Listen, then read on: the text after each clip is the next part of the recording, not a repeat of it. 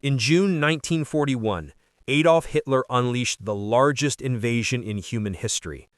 More than 3 million German soldiers, supported by 500,000 Axis allies, crossed into the Soviet Union under the banner of Operation Barbarossa. For the German High Command, this was the beginning of what they called a war of annihilation. In their eyes, the Soviet Union was not just an enemy state, it was a racial and ideological threat that had to be destroyed.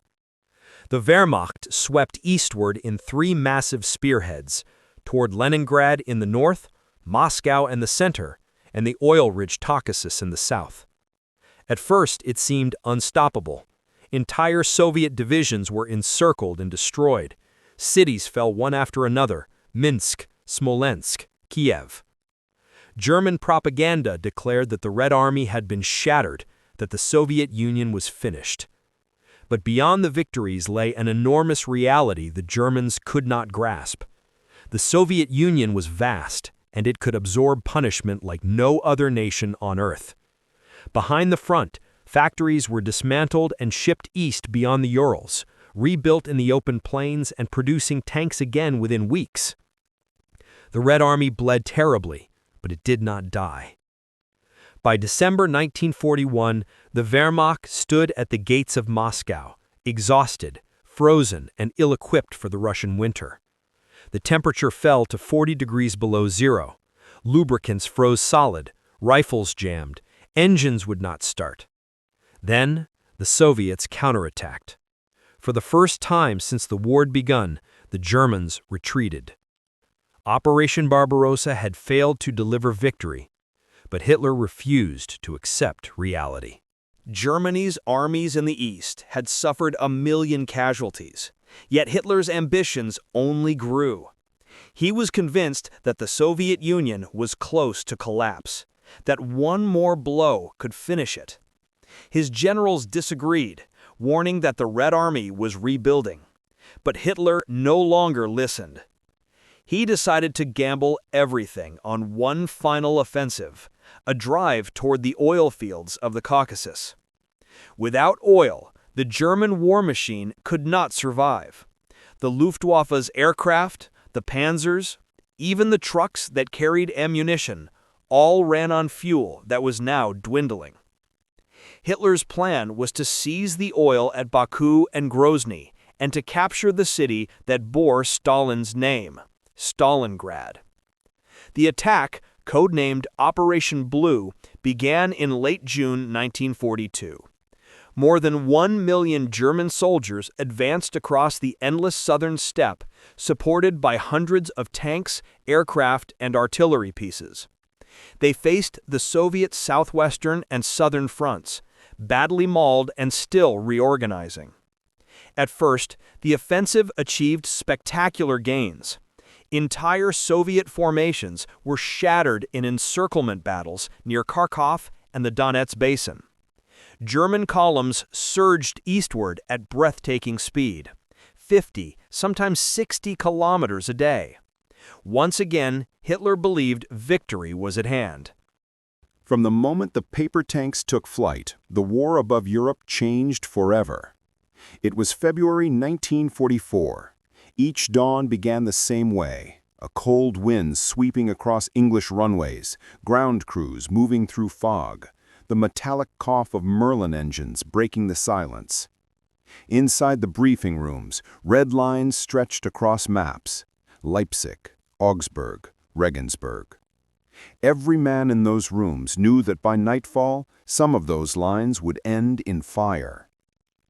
The bombers lifted first, B-17s and B-24s, silver giants climbing in formation.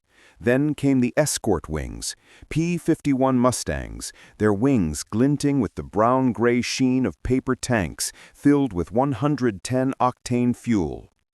As they rose through the cloud base, condensation wrapped around the canopies like breath on glass. Over the North Sea, radio chatter began. Code names, call signs, coordinates. Beneath the calm voices lay tension so thick it could be felt through the headphones. Each pilot watched the gauges, the auxiliary tanks feeding steadily, the needles slowly falling. At 12,000 feet, the air grew thin. At 20,000 feet, the sunlight became harsh and cold. Somewhere beyond the horizon waited Germany. When the coast of Holland appeared below, anti-aircraft guns opened fire. Black puffs of flak erupted around the formations. Fragments of steel tore through aluminum skins, but the paper tanks, light and flexible, often passed through unscathed. The fuel drained, the pilots pulled their release levers, the tanks fell away, tumbling through the sky like burnt leaves. The bombers pressed on, deeper and deeper into skies that had once been ruled by the Luftwaffe. But this time, when German radar plotted the incoming waves and controllers ordered their squadrons to intercept, they found Mustangs waiting for them, high, fast, and deadly. For months, German pilots had trained to attack bombers unopposed. Now their enemy came with fangs.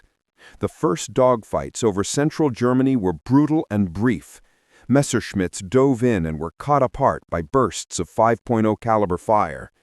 In a matter of weeks, entire fighter groups of the Luftwaffe began to vanish. At 7:30 a.m., the Red Army unleashed Operation Uranus. More than 1 million Soviet soldiers, supported by 900 tanks and 14,000 guns, thundered forward against the Romanian flanks north and south of Stalingrad. The attack was overwhelming. The Romanians, brave but outmatched, were crushed under the weight of the assault. German intelligence ignored reports of Soviet buildup. Now it was too late. In just 3 days, the Soviet pincers met at the town of Kalach-on-Don, closing the ring around Stalingrad. Inside the pocket were more than 300,000 Axis troops, Germans, Romanians, Croats, and others, completely surrounded. The hunters had become the hunted. When Hitler received the news, he refused to believe it. He ordered Paulus to stand fast, promising that the Luftwaffe would supply the Sixth Army by air. But this was a deadly illusion. To feed the trapped army, 700 tons of supplies were needed daily. The Luftwaffe could deliver at best 100. Pilots flew in blizzards, landing on frozen fields under artillery fire. Thousands of tons of food, fuel, and ammunition never reached their destination. For the men inside Stalingrad, hunger set in. Rations fell to a few slices of bread per day.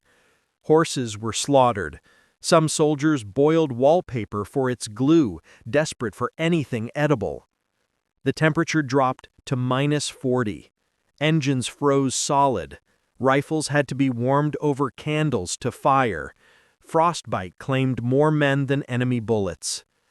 General Paulus asked for permission to attempt a breakout, but Hitler forbade it. The Führer sent a message: "The Sixth Army will stand where it is.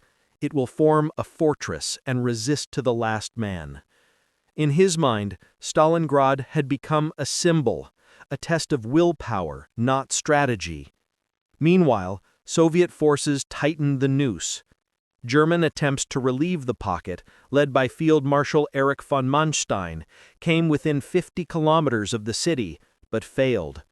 By Christmas, the Sixth Army was dying. Inside the ruins, wounded men lay in cellars, freezing and delirious. The sound of battle was constant: artillery, collapsing walls, and the moans of the dying. Yet even then, discipline held. Officers tried to maintain order. Chaplains gave last rites among the rubble. By January 1943, the situation was hopeless. Paulus radioed Berlin that his army was starving and out of ammunition.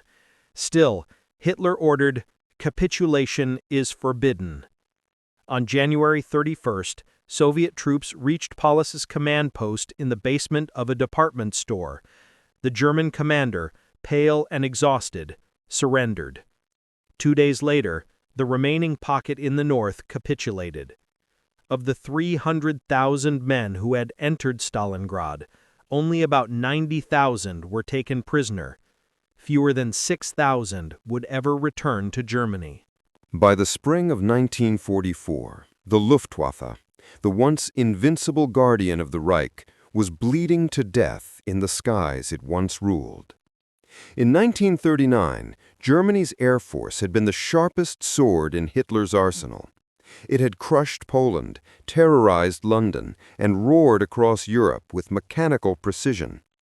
But 5 years later, that same force was fighting a losing battle, one plane, one pilot at a time. The reason wasn't just bravery or tactics, it was math. Every hour, Allied factories produced what Germany could no longer replace. In Detroit, in Buffalo, in Dallas, factories worked 24 hours a day. Aluminum rolled off presses like paper. Engines thundered from test stands by the thousands. America was not only fighting a war, it was manufacturing victory. By contrast, in Germany, fuel was running out. Skilled pilots were gone, lost in combat, replaced by boys barely old enough to shave.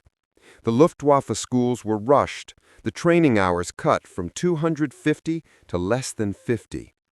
Some pilots saw a real aircraft only weeks before combat. And still, they were sent into the sky to face the Thunderbolt, the Mustang, and the Lightning. Over Berlin, Hanover, and Kassel, the duels continued. The Luftwaffe's last hope, the Me-262 jet, was fast, but too few. Its engines lasted just 25 hours before failing, and Allied P-51s ambushed them during takeoff and landing. From the air, Allied pilots began to notice something unsettling. The once organized German intercepts became chaotic.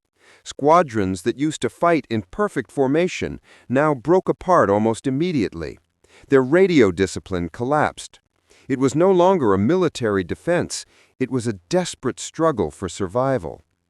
In one mission over Leipzig, a single Mustang squadron downed 18 German aircraft without a single loss.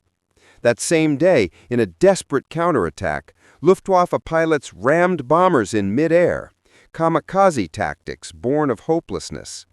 And below them, the German people looked up at skies filled not with defenders, but with fire. By late 1944, Berlin was under constant assault. British bombers by night, Americans by day. 200,000 anti-aircraft guns filled the city's rooftops. The thunder of the flak was endless, but so were the raids. Hitler raged from his bunker, accusing his air marshals of cowardice. But it wasn't cowardice, it was collapse. The Allies had done what seemed impossible. They had destroyed the Luftwaffe not by outflying it, but by outproducing it. By turning an industrial idea, a paper fuel tank, a mass assembly line, a disposable part, into a weapon that Germany's brilliance could never counter. The Luftwaffe still fought with courage. There were aces who scored dozens of kills to the very end, but courage, without fuel, without parts, without time, was nothing. In the final months of the war, the sky over Germany belonged entirely to the Allies. Bombers flew unescorted, striking anywhere they pleased. Rail lines, fuel depots, and cities disappeared under clouds of smoke. The Reich's industrial heart stopped beating. When the Red Army crossed the Oder River in 1945, there were no Luftwaffe squadrons left to stop them. When the last American raids hit Berlin, there were no fighters in the air, only the echoes of engines that would never return. The air war had begun with lightning and ended in ashes. And at its center stood one simple truth. Victory in the modern world didn't belong to the side with the best pilot. It belonged to the side with the best factory. The sky, once a battlefield of steel and fire, had become the ultimate mirror, reflecting the triumph of industrial will over ideology.